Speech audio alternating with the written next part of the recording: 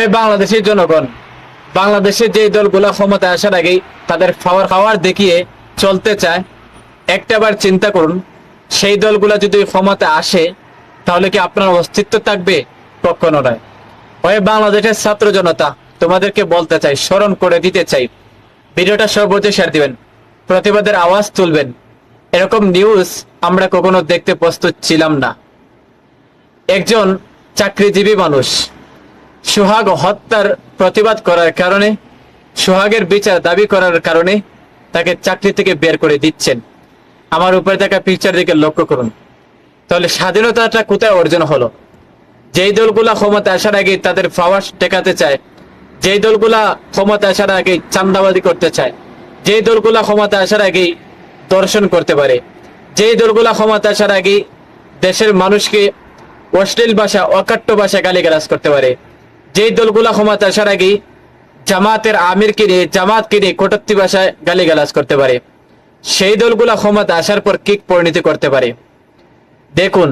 বর্তমানে যারা জামাত, হেফাজতে ইসলাম, এসএনপি কে বিএনপি নেতা কর্মীরা গালি দিচ্ছেন, মনে রাখবেন জামাত, এসএনপি এবং হেফাজত ইসলাম যদি থাকতো না, তাহলে তোমাদের মতো ফাতি নেতা খেতারা এই বাংলার জমিনে বড় গলা কথা বলতে পারত না। এখন 24 আগস্টের পর থেকে নিয়ে যেভাবে তোমরা লাফালাফি করতেছ না, মনে হচ্ছে যেন বাংলাদেশের মন্ত্রী পদ পেয়ে গেছো, রাষ্ট্রের পরিচালনার দায়িত্ব পেয়ে গিয়েছো। লন্ডন থেকে তারেক রহমান বক্তব্য দিতে পারেন, বড় বড় বক্তব্য, অথচ তার কর্মীকুলকে সাবধান করতে পারবেন না। তাহলে এটা কেমন নেতা ভাই? যেই নেতার কথা কর্মীরা শুনে না, সেই নেতা বাংলাদেশকে কিভাবে চালাবেন? তাহলে বাংলাদেশের জনগণ বা বিএনপি নেতা কর্মীরা তার কাছ থেকে কি আশা করেন? তার কাছ থেকে যে বাংলাদেশের সুন্দর নিরাপত্তা বসবাস করতে পারবে, এরকম আশা করাটা একমাত্র বোকামি ছাড়া আর কিছু নেই। জনগণের কাছে, ছাত্র জনতার কাছে একটা অনুরোধ থাকবে, যদি বিএনপির এরকম কুকর্ম বন্ধ না করা হয়, তাদেরকে শাস্তির আওতায় আনা হয়, তাহলে যত দিন যাবে ততই বাংলাদেশে তারা রাজত্ব করবে। বাংলাদেশ থেকে শেখ হাসিনাকে হটানো হচ্ছে, কিন্তু শেখ হাসিনার পর ফ্যাসিস্টবাদীর ক্ষমতা আবারও তারা বাংলাদেশে নতুন করে জন্ম নিতে চায়।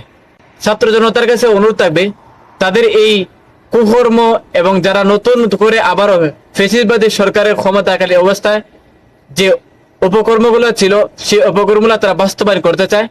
আপনারা গর্জে উঠুন। যেই দলগুলো ক্ষমতা আসার আগে ফ্যাসিস্টবাদীর ক্ষমতার পূর্ণ ন্যায় বাস্তবায়িত করতে চায়, সেই দলগুলো যদি ক্ষমতা আসে তাহলে কিন্তু পরিণতি ভয়াবহ হতে পারে। তাই সবাই সাবধান থাকুন, সতর্ক থাকুন। বিএনপির ওই কিছু সংখ্যক ফাত্তি নেতাদের কারণে কিন্তু আজকে বিএনপির পরিণতি। তাই তারেক রহমানের কাছে আমরা একটা দৃষ্টি আকর্ষণ করতে চাই, আপনাদের প্রতি বাংলাদেশের জনগণের আস্থা ভরসা রয়েছে। বেগম খালেদা জিয়া এবং জিয়া পরিবার একটা আদর্শ পরিবার। সে আদর্শ পরিবার সম্মান রক্ষার্থে আপনারা শক্ত কঠিন পদক্ষেপ নেন।